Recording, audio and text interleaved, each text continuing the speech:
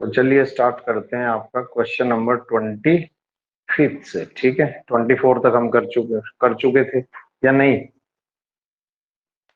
एक बार yes clear sir. करो। ठीक है, तो 25 क्वेश्चन से स्टार्ट करेंगे। ये है question number 25। Triple star question है। क्वेश्चन में क्या कहते हैं उसको देखते हैं। इसमें कह रहे हैं कि सो that the semi vertical angle of the cone of maximum volume. एक तो सेमी वर्टिकल एंगल की बात हो रही है। अगर मैं सेमी वर्टिकल एंगल को अल्फा मान लूं तो उसकी बात कर रहा है। वॉल्यूम कहता है कि भाई मैक्सिमम होना चाहिए, तो इसको मैक्सिमम प्रूव करना है, दिखाना है। और क्या कहता है? कह रहा है कि has an altitude equal to, ये कह रहा है क्वेश्चन नंबर 25 है ना। So that the semi vertical angle of the cone of maximum volume and given slant height, और इसकी स्लांट हाइट गिवन है। इसका मतलब जो एल है वो बिहेव करेगा as a constant because it is given. Okay, तो सेमी वर्टिकल एंगल कितना होना चाहिए? कहता है कि tan इनवर्स √2 होना चाहिए। ऐसा क्वेश्चन में कहा, और बात कौन की हो रही है? तो चलिए एक कौन बना लेते हैं। ये यहाँ पे हम एक कौन बना रहे हैं।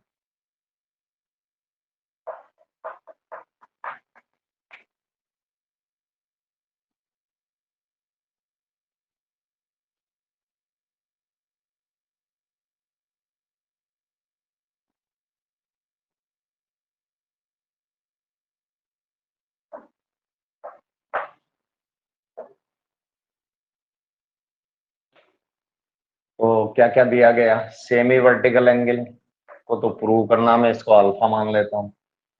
और स्लांट हाइट इसकी कांस्टेंट है। वर्टिकल हाइट को अगर h माना जाए और बेस रेडियस को r मान लिया जाए तो एल एच और r में एक रिलेशन है, as usual L square is equal to H square plus R square. ये तो हम पहले से जानते हैं, इसमें कुछ नया नहीं है।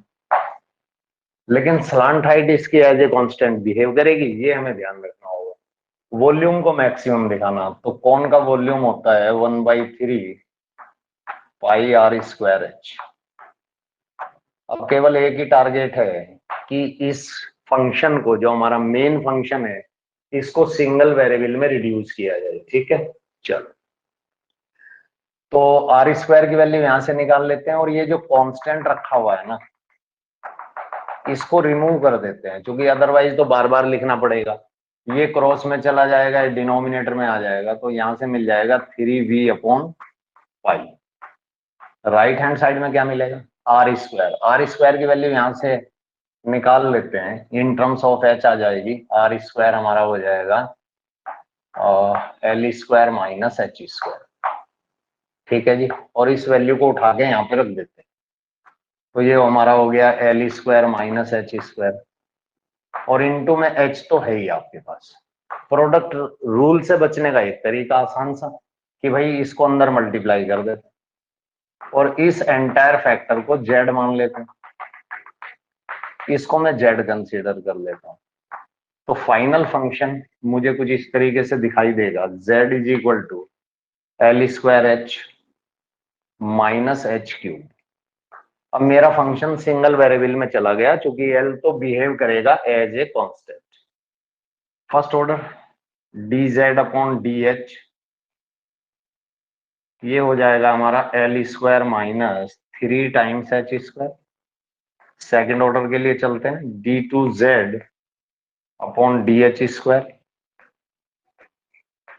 और ये हो जाएगा, ये तो 0 हो जाएगा, और यहां से मिल जाएगा -6h। ठीक है जी, चलो। मैक्सिमा और मिनिमा के लिए फर्स्ट ऑर्डर को 0 डाल देते हैं, तो यहां पे हम लिख देते हैं फॉर मैक्सिमा और मिनिमा।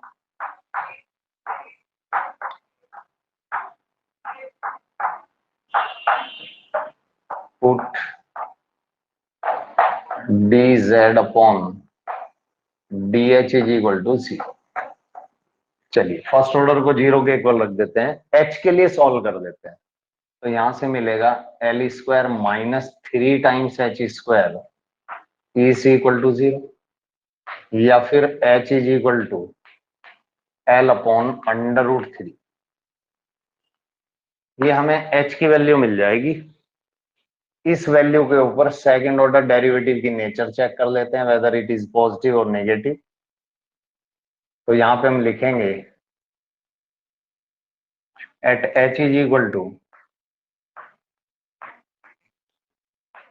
L/√3। देखते हैं सेकंड ऑर्डर डेरिवेटिव क्या कहता है। ये है second order derivative d2h upon D, sorry मैंने यहाँ पे मिस्टेक कर दिया, यहाँ पे h होना चाहिए था, z होना चाहिए था, और यहाँ पे भी z होना चाहिए, अपॉन DH² -6 इंटू, जब मैं h की वैल्यू लिखूंगा तो L अपॉन √3। इसका मतलब यहां से वैल्यू मेरी नेगेटिव आ रही है, और नेगेटिव का मतलब होता है मैक्सिमम।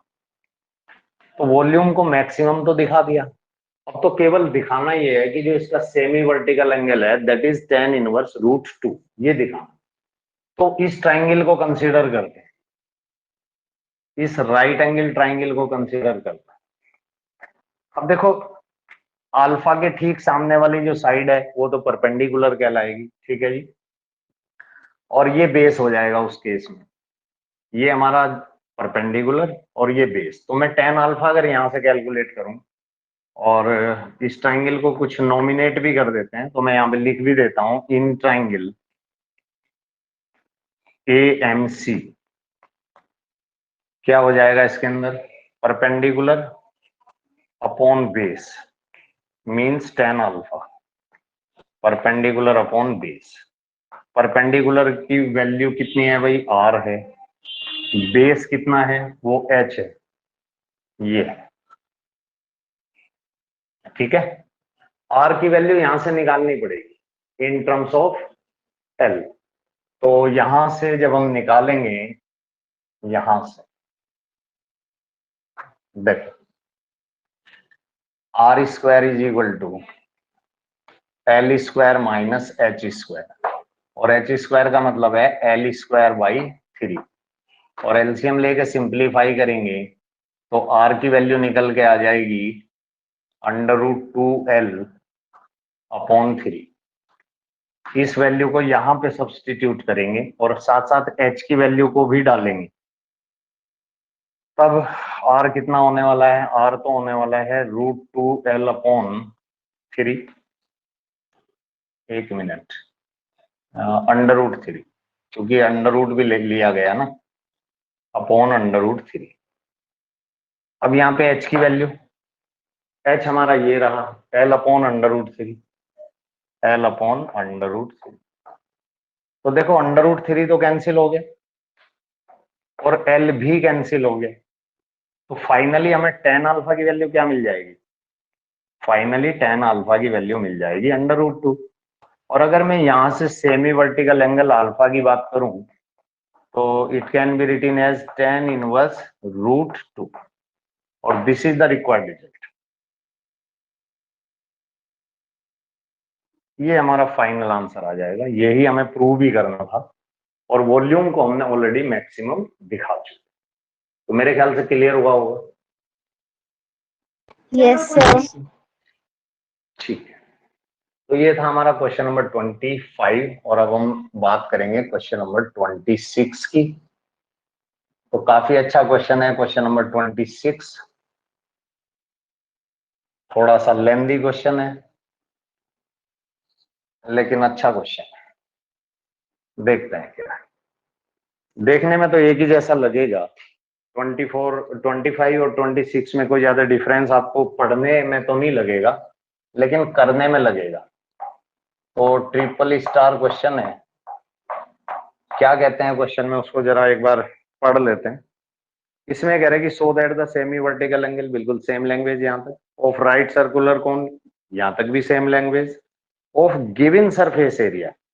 अब की बार सरफेस एरिया कांस्टेंट है, और बात चूंकि सरफेस एरिया की हो रही है, तो इसका मतलब यहाँ पे इसने कर्व्ड सरफेस एरिया का तो कोई नाम नहीं लिया, इसका मतलब इसकी हमें टोटल सरफेस काउंट करनी पड़ेगी, यानी कि कर्व्ड सरफेस एरिया या लेटरल सरफेस एरिया के अंदर बॉटम एरिया और ऐड करना पड़ेगा। तो हमें टोटल सरफेस मिल जाएगी, यानी कि एस बिहेव करेगा as a constant.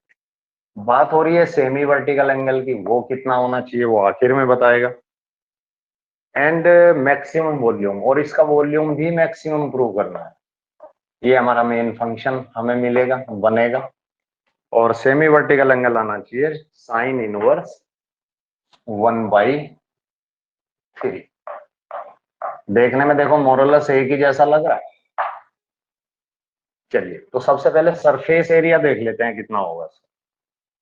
Surface area plus R square, ये टोटल एरिया, टोटल मिल जाता है। सेम रिलेशन यहाँ पे भी मिलेगा, एल स्क्वायर। ठीक है, सिंगल वेरिएबल में बदलने में ये इक्वेशन मेरी मदद करेगी। चलते हैं सीधा मेन की तरफ, है वो होता है 1/3 पाई एच, यानी सिलेंडर के वॉल्यूम। चलिए तो कांस्टेंट को तो हटा देते हैं यहां से, अदरवाइज इसको बार बार लिखना पड़ेगा। तो जब हमने कांस्टेंट हटाया तो ये हो गया 3v/पाई is equal to are square h. ये अगर h की वैल्यू यहां से निकालूं तो अंडर रूट में आ जाएगी, तो बेहतर है कि इसका स्क्वायरिंग बोथ साइड कर देते हैं। अगर मैं इसका स्क्वायरिंग बोथ साइड करूं तो मुझे क्या मिलेगा, 9v² / पाई² is equal to r⁴ into h², ये मिल जाएगा। और h² की वैल्यू यहां से निकाल लो, क्या हो जाएगी, l² माइनस r²। और इस वैल्यू को यहां पे सब्सटीट्यूट कर देते हैं, तो यहां से अपने को क्या मिलेगा, 9v² / पाई² is equal to r⁴ into h²। का मतलब है l² माइनस r²। ये मिल गया मुझे। अभी भी मेरा फंक्शन दो वेरिएबल को कंटेन करता है, सिंगल वेरिएबल में जाने में ये मुझे मदद करेगा। तो यहां से मैं एल की वैल्यू निकालूंगा। अब देखो पाई आर एल की वैल्यू पहले डिटैच कर लेता हूं, पहले निकाल लेता हूं, जो मुझे मिलेगी एस माइनस पाई r² के रूप में। अब मैं एल कैलकुलेट करूंगा तो एस माइनस πr²/पाई आर। और यहां से चूंकि मुझे l² की जरूरत है तो मैं l² कैलकुलेट कर लेता हूं, वो मुझे मिल जाएगा एस माइनस पाई r² का होल स्क्वायर/पाई²r²। और इस वैल्यू को यहां पे डाल देते हैं, और इस को आगे चल के हम जेड भी मानने वाले हैं। तो फिलहाल तो वैल्यू डाल लेते हैं, r⁴ इंटू l² की वैल्यू यहां से उठा लेके यहां डाल देते हैं, तो मिल जाएगा s माइनस पाई r² का होल स्क्वायर अपॉन पाई²r², और माइनस r² तो आपके पास ऑलरेडी है। अब ये जो r⁴ है ना, मैं इसको अगर अंदर मल्टीप्लाई कर दूं तो मुझे क्या मिलेगा, 9v²/पाई²। और साथ साथ एलसीएम भी अगर ले लें तो देखते हैं जरा क्या मिलेगा, r⁴ into S minus pi r² का होल स्क्वायर और माइनस पाई² r⁴। मैंने एलसीएम भी ले लिया, और r⁴ और यहां से 8 हो जाएगा, कुछ ऐसा हो जाएगा। और अपॉन में क्या है भाई, अपॉन में है पाई²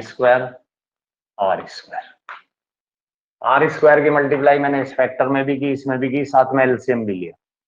अब देखो यहां से r⁴ कॉमन आ जाएगा और कैंसिल हो जाएगा, और पाई² ये कट गया, तो यहां से मुझे मिला 9v² इज कॉमन मैंने दोनों फैक्टरों से, यहाँ पे बचेगा आर स्क्वायर। इसके होल स्क्वायर को मैंने ओपन कर दिया। इससे देखते हैं कुछ फायदा भी होगा कि नहीं होगा।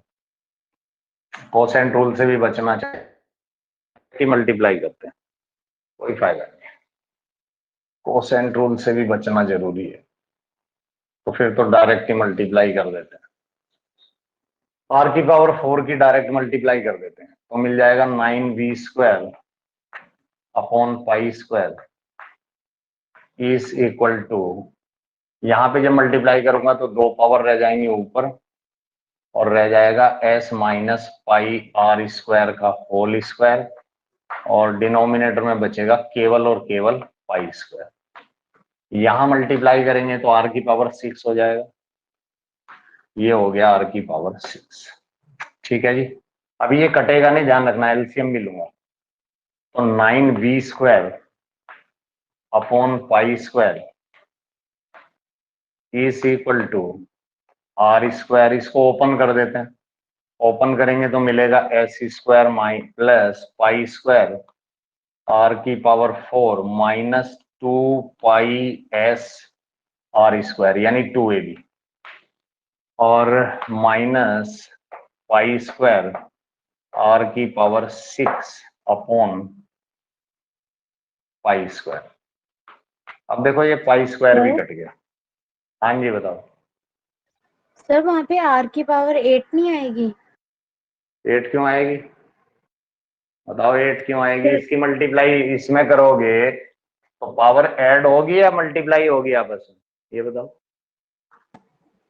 सर ऐड होगी। फिर ऐड होगी ना, और यहां से तो कटी जाएगी 2 पावर, तो 2 ही बचेंगी और ये ऐड हो जाएगी। मल्टीप्लाई थोड़ी होती है पावर आपस में, आप ऐड होती है पावर। तब क्या रह गया हमारे पास? 9v² इज इक्वल टू, इसको भी जरा अंदर मल्टीप्लाई कर लो तो मिलेगा s² r² plus pi square r की पावर 6 माइनस पाई r की पावर 4 और माइनस पाई स्क्वायर r की पावर 6।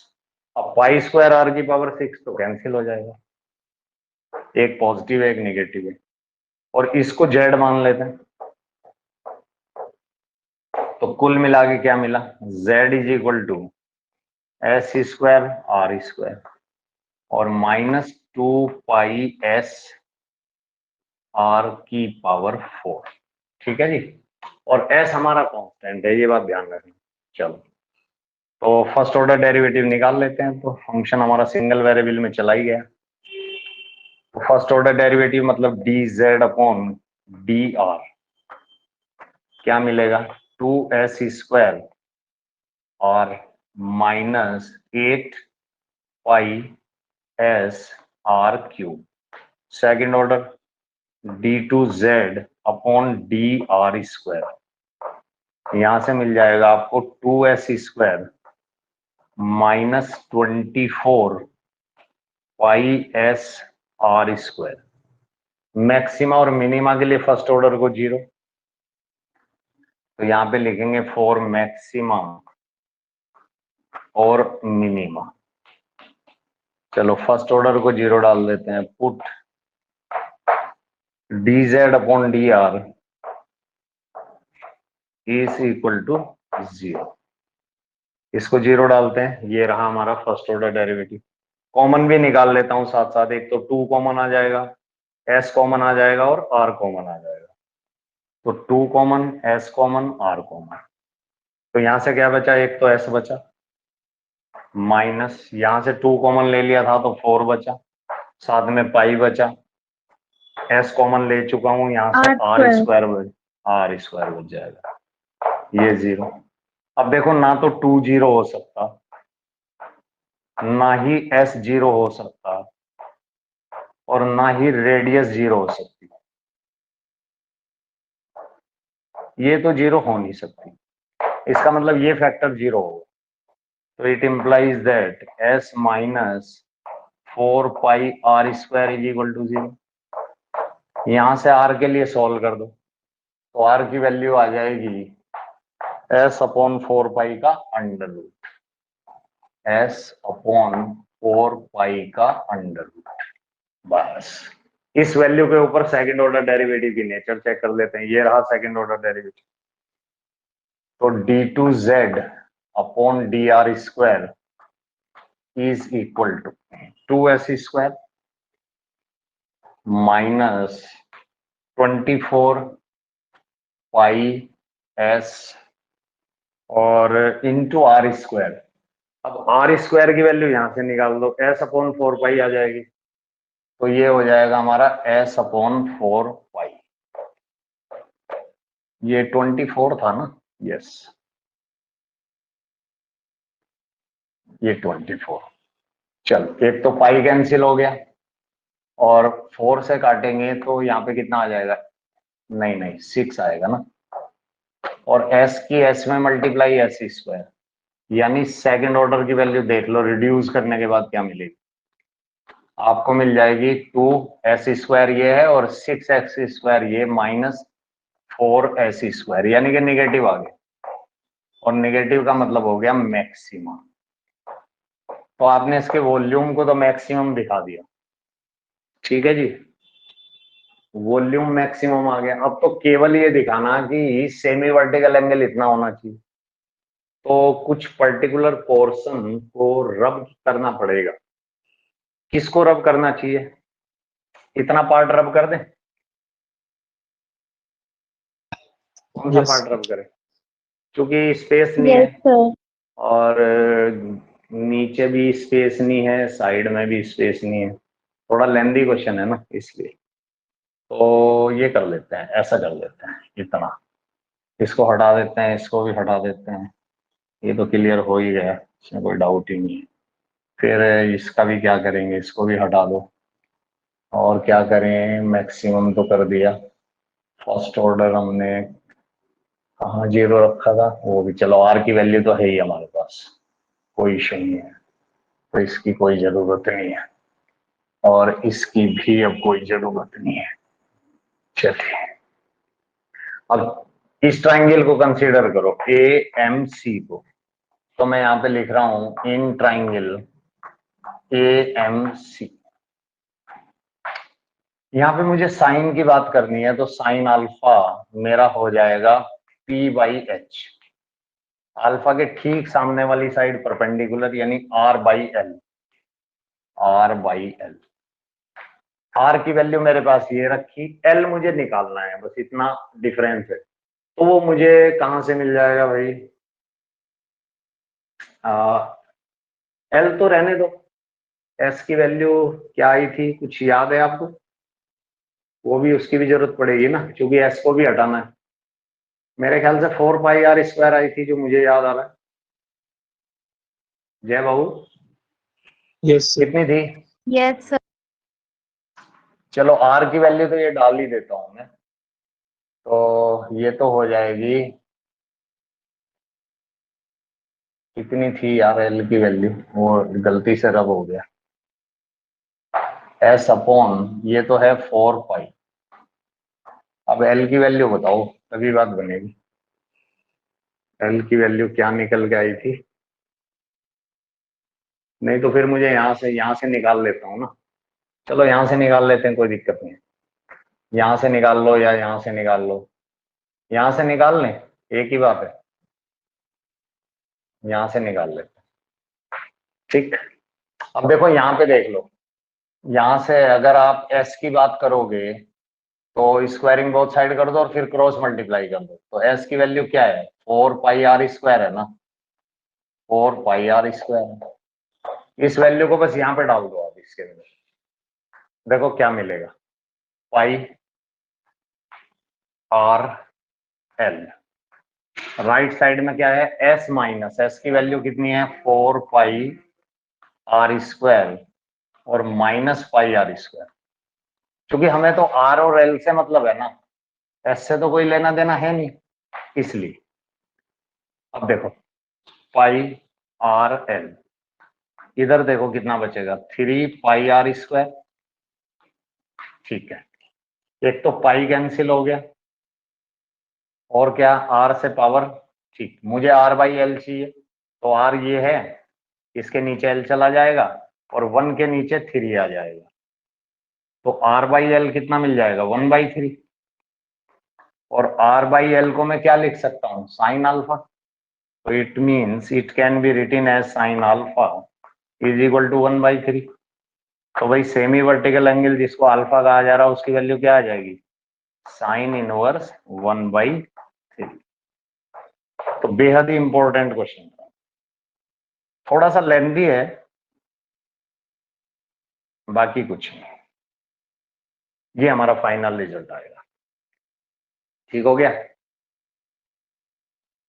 ठीक है ना। Yes. Yes, sir. तो इसको 1-2 बार ट्राई करोगे ना खुद से तभी क्लियर भी होगा, थोड़ा सा लेंथी है बस और कुछ नहीं। मतलब आपका टारगेट एक ही रहने वाला है कि भाई किसी भी तरीके से मेन फंक्शन को सिंगल वेरिएबल में बदल दो और सरफेस एरिया कांस्टेंट था उसकी हेल्प ले लेना। L square is equal to H square plus R square तो होता ही है, वो आपको मालूम है, बस ये इन दोनों चीजों की मदद से निकालना है।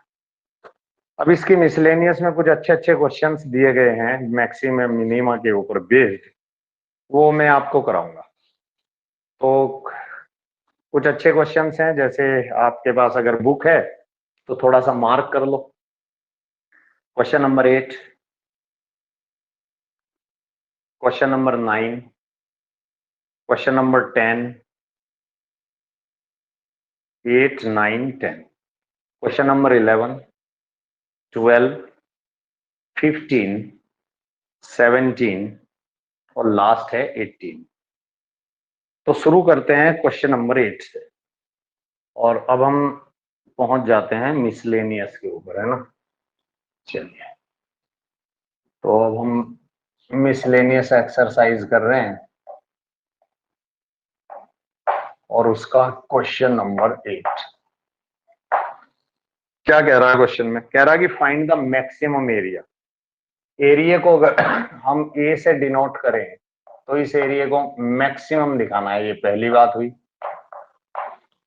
Find the maximum area of an आइसोस्केल triangle inscribed in the ellipse, और इलिप्स में बना हुआ है, ठीक है।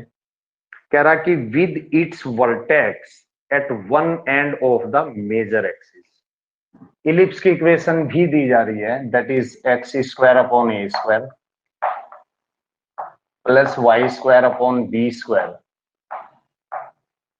इज इक्वल टू 1, और यहां कोई भी कंडीशन नहीं दी गई है। तो अगर मैं अपनी मर्जी से कोई भी इलिप्स ले सकता हूँ, वर्टिकल या फिर ओरिजेंटल, ये मेरी मर्जी है। तो मैंने क्या किया यहाँ पे ए को बड़ा अगर मैं कंसीडर कर लूं बी से, तो जो मेरा इलिप्स होगा वो हॉरिजॉन्टल शेप का होगा कुछ इस तरीके से। तो इसमें थोड़ा सा मुझे कंफर्ट रहेगा, इसलिए मैंने इसको कंसीडर किया। चलिए इलिप्स बना लेते हैं,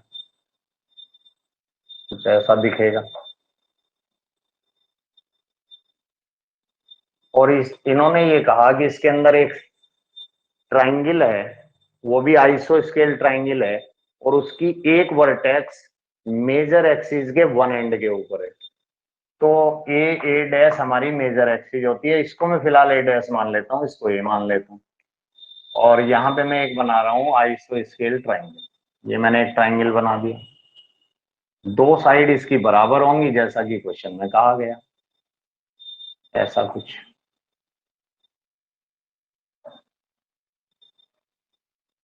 ऐसा हो गया। इस पॉइंट को मैंने एक्स वाई मान लिया, क्योंकि ये पॉइंट वेरी करता है, कहीं भी हो सकता है, इसलिए। ठीक है जी, तो ये मेरा ट्रायंगल है, ये मेरा ट्रायंगल। जहां दोनों एक्सिस काटती हैं वो ओरिजिन कहलाता है, वो सॉरी सेंटर कहलाता है इलिप्स का। सेंटर से लेके ए डैश तक, सेंटर से लेके ए तक की जो डिस्टेंस होती है वो सेमी मेजर एक्सिस कहलाती है। पूरी डिस्टेंस होती है मेजर एक्सिस जो 2a के इक्वल होती है, यानी ए डैश की अगर मैं बात करूं तो वो 2a होती है। इसका मतलब O से लेके ए तक की जो डिस्टेंस है वो सेमी मेजर एक्सिस कहलाएगी, यानी हाफ हो जाएगी इसकी। तो ये तो ए हो जाएगी यहां से यहां तक, और यहां से लेके इस पॉइंट तक की डिस्टेंस x हो जाएगी, और ये डिस्टेंस y हो जाएगी, क्योंकि इस पॉइंट के कोऑर्डिनेट मैंने कंसीडर किए x, y। अगर यहां से लेके यहां तक y है तो नीचे वाली डिस्टेंस भी y है। अब इसका एरिया कितना होने वाला है? एरिया होने वाला है 1/2 बेस इंटू हाइट। अब बेस कितना है इसका? 2y मैग्नीट्यूड के हिसाब से, और लेंथ कितनी हो जाएगी? a plus x. 1/2 base into height से मैंने क्या कर दिया? इसका एरिया कैलकुलेट कर दिया। ठीक है, अब यहां पे देख पा रहे हो कि ये तो कैंसिल हो गया। अब मेरे यहाँ पे दो वेरिएबल मुझे दिखाई दे रहे हैं मेरे मेन फंक्शन के अंदर, जबकि मुझे सिंगल वेरिएबल में बदलना है। तो y की वैल्यू तो मुझे इलिप्स से मिलेगी, और अगर y की वैल्यू निकालूंगा तो अंडर रूट में आ जाएगी। तो अंडर रूट से बचने का एक ही तरीका है कि स्क्वायरिंग बोथ साइड की जाए। तो जैसे हमने स्क्वायरिंग बोथ साइड करी, हमें मिल जाएगा a square is equal to Y square into A plus x का होल स्क्वायर। ठीक हो गया जी। वाई स्क्वायर की वैल्यू यहां से ले लो इलिप्स की इक्वेशन से, तो देखते हैं क्या मिलेगी। Y square upon B square. इस वाले फैक्टर को मैंने ट्रांसपोज कर दिया, ट्रांसपोज किया, साथ में मैंने एलसीएम भी ले लिया, तो मुझे मिलेगा a square minus x square upon a square. और अगर बी स्क्वायर को क्रॉस मल्टीप्लाई कर दूं तो वाई स्क्वायर की वैल्यू निकल के आएगी b square into a square minus x square upon a square, ये आ जाएगी। इस वैल्यू को मैं यहाँ पे रखने वाला हूँ। तो जब मैं यहाँ पे रखूंगा तो ए स्क्वायर कितना आएगा भाई? ए स्क्वायर इसकी जगह रखूंगा बी स्क्वायर ए स्क्वायर, और इसके दो फैक्टर कर दूंगा, वो मुझे देगा ए माइनस एक्स और ए प्लस एक्स, और इंटू में ये वाला फैक्टर तो मेरे पास पहले से ही है जो ए प्लस एक्स का होल स्क्वायर है। क्लियर हो गया? इन दोनों फैक्टर को जब मल्टीप्लाई करेंगे तो आप समझ गए होंगे कि पावर इंक्रीज करेगी। इसको मैं इधर क्रॉस कर देता हूं और बी को नीचे की तरफ क्रॉस कर देता हूं, क्योंकि दोनों कांस्टेंट है। तो यहां से जो फंक्शन मुझे मिलेगा वो मिलेगा a square upon B square is equal to A minus x into A plus x whole cube, ये मुझे मिलेगा। और इस फंक्शन को मैं जेड मान लेता हूं, इसको मैं जेड मान लेता हूं, तो मुझे फाइनल फंक्शन मिल गया z इज इक्वल टू, चलो यहां पे देख लेते हैं, z is equal to A minus x into A plus x whole cube, ये मिल गया। अब इसके बाद first order derivative dz upon dx, product rule first as it is, derivative of second करेंगे तो ये मिल जाएगा, पावर बाहर एक पावर कम, और जिसको x माना उसके डेरिवेटिव की मल्टीप्लाई करेंगे तो 1 आएगा, कोई फर्क ही नहीं पड़ेगा, plus second as it is यहाँ पे लिख रहा हूँ, सेकंड का मतलब a plus x whole cube, और डेरिवेटिव ऑफ फर्स्ट करेंगे तो -1 आएगा, वो इस पॉजिटिव साइन को नेगेटिव में बदल देगा। कॉमन देखते हैं कॉमन क्या है, क्योंकि सेकंड ऑर्डर तक भी जाना है। तो dz upon dx is equal to, common आ रहा है a प्लस एक्स का होल स्क्वायर। रिमेनिंग फैक्टर क्या मिलेंगे, ये तो कॉमन आ गया, इसको मल्टीप्लाई कर दिया तो मिल जाएगा 3a माइनस 3x, और यहां से क्या मिलेगा, दो पावर बाहर चली गई, एक पावर बची हुई है, मतलब a प्लस एक्स मिल जाएगा। इसको थोड़ा सा अगर समराइज कर दें तो dz अपॉन dx की वैल्यू मिल जाएगी a plus x whole square into कितना बचेगा 4a और माइनस 2x। चलिए सेकंड ऑर्डर के लिए चलते हैं, सेकंड ऑर्डर डेरिवेटिव निकाल रहे हैं, d2z अपॉन dx स्क्वायर, फिर से प्रोडक्ट रूल लगेगा, first as it is, derivative of second करेंगे तो -2 आ जाएगा, plus second as it is means 4a minus 2x, और डेरिवेटिव ऑफ फर्स्ट करेंगे तो मिल जाएगा 2a प्लस एक्स, और a प्लस एक्स का डेरिवेटिव 1 होगा तो कोई फर्क नहीं पड़ेगा। खैर, अब देखते हैं जरा, ये सब आ गया। चलो, तो थोड़ा सा रिड्यूस कर लें, उसके बाद फर्स्ट ऑर्डर को 0 रखेंगे मैक्सिमा और मिनिमा के लिए। कॉमन निकाल लेते हैं, एक तो 2 कॉमन आ रहा है, चलिए 2 कॉमन के साथ a प्लस एक्स भी कॉमन आ रहा है, क्या मिलेगा यहां से देखते हैं। a प्लस एक्स और 2 मैंने कॉमन ले लिया, ये बच गया, यानी कि 4a माइनस 2x और माइनस 1 यहाँ पे बचा हुआ है, एक पावर कॉमन ले ली तो माइनस a माइनस एक्स यहाँ पे मिल जाएगा, ये बचेगा। इसको थोड़ा सा और रिड्यूस कर लेते हैं, तो d2z upon dx square is equal to 2 times a plus X, यहाँ पे क्या मिल जाएगा 3a माइनस 3x। चलो 3 को भी अगर बाहर निकाल दें तो d2z upon dx square is equal to यहाँ से हो जाएगा 6a प्लस एक्स, और यहाँ से क्या मिलेगा भाई a माइनस एक्स, ये मिल जाएगा। मैक्सिमा और मिनिमा के लिए फर्स्ट ऑर्डर को 0 रखेंगे फॉर मैक्सिमा और मिनिमा।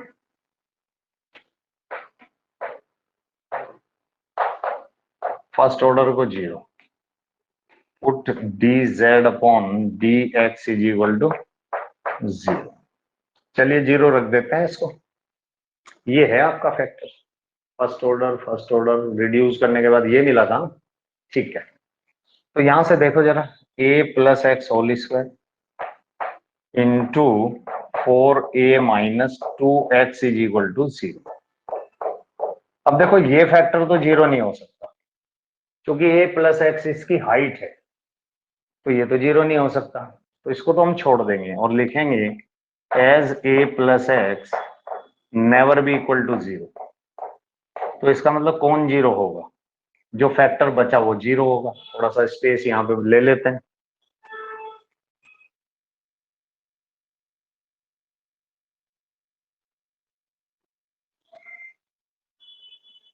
अब देखो 4a minus 2x is equal to 0। x के लिए सॉल्व करेंगे, इस फैक्टर को इधर ले जाओ, तो x की वैल्यू निकल के आएगी 2a। x की इस वैल्यू के ऊपर सेकंड ऑर्डर डेरिवेटिव की नेचर चेक कर लेते हैं, ये रहा सेकंड ऑर्डर डेरिवेटिव, तो d2z upon dx square is equal to 6a plus X, X का मतलब 2a, और इंटू a माइनस एक्स का मतलब 2a। तो यहां से क्या मिला, यहां से मिल गया हमें 6 इंटू 3a, और यहां से क्या मिला माइनस है, तो कुल मिला के net factor minus 18a square आ जाएगा, जो एक निगेटिव क्वांटिटी है। और निगेटिव का मतलब इसका एरिया तो मैक्सिमम दिखा दिया हमने, और मैक्सिमम, तो एरिया हमने मैक्सिमम प्रूव कर दिया। और क्या कह रहा था क्वेश्चन में, यही कह रहा था या कुछ और? ओके, यही कह रहा था, और ये भी कह रहा है फाइंड द मैक्सिमम एरिया, तो मैक्सिमम एरिया भी कैलकुलेट करना होगा। तो चलिए उसको भी जरा कैलकुलेट करते हैं। तो फंक्शन तो हमने डिलीट मार दिया,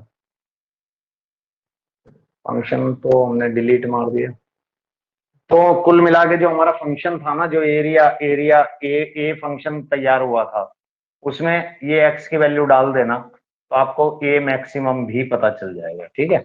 और यहाँ पे लिख देना स्क्वायर यूनिट्स, बस ये काम आप जरूर कर लेना, ठीक है, क्योंकि हम